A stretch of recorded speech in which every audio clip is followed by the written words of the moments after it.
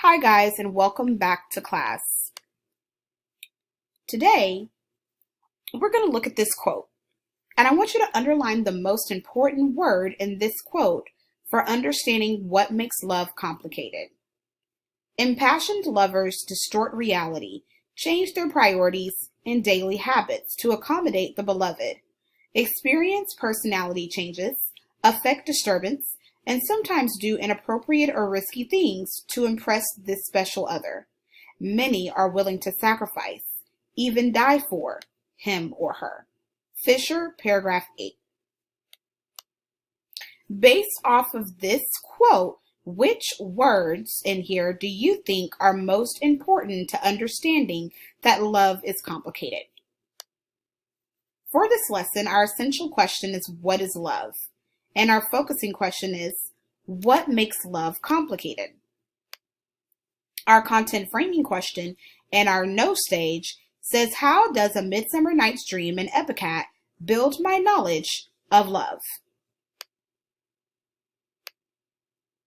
So let's look at these questions. Who is involved in the love triangle in each narrative? What do these characters say about love and relationships? And how does the love triangle in Epitaph build on the love triangles in A Midsummer Night's Dream? And how do the love triangles make love more complicated in A Midsummer Night's Dream and Epitaph? This moves us on to our focusing question task.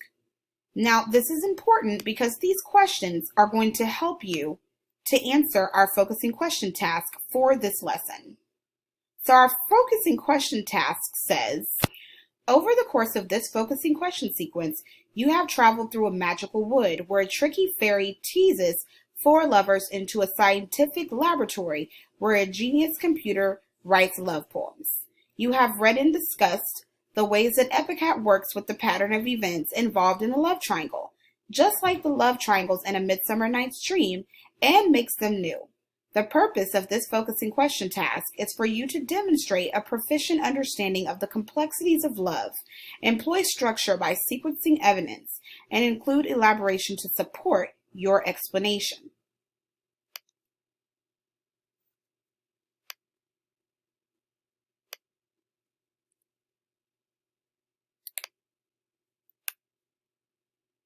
Lysander states, early in A Midsummer Night's Dream, the course of love never did run smooth. But what is it exactly that makes love so complicated? Kurt Vonnegut's short story, written 350 years after Shakespeare's play, uses the love triangle as a way to show love growing more and more complicated. But what is new about Van Gogh's version of this classic situation? It's up to you to explain how Van Gogh takes this idea from Shakespeare and uses the love triangle in a new way to show how love can grow more and more complicated. Your task is writing for an audience who has read the text in this focusing question task sequence. You're going to write a 2-paragraph response that explains how the love triangle in Kurt Vonnegut's Epitaph draws on the complexities of love in A Midsummer Night's Dream, and also makes this pattern of events new. Be sure to include all of the following in your response. Explain the connection between the play and the short story's love triangle. Identify how Epitaph renders the pattern of events in love triangle in a new way. Use at least 3 pieces of evidence drawing on both A Midsummer Night's Dream and Epitaph. Sequence evidence within paragraphs to show clear organization. Form and use verbs in the subjunctive verb mood and avoid inappropriate shifts in the verb mood.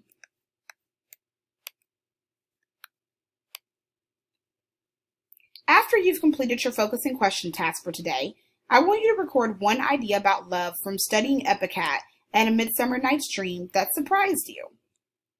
To end this lesson and our no stage, how do A Midsummer Night's Dream and Epitaph build my knowledge of love?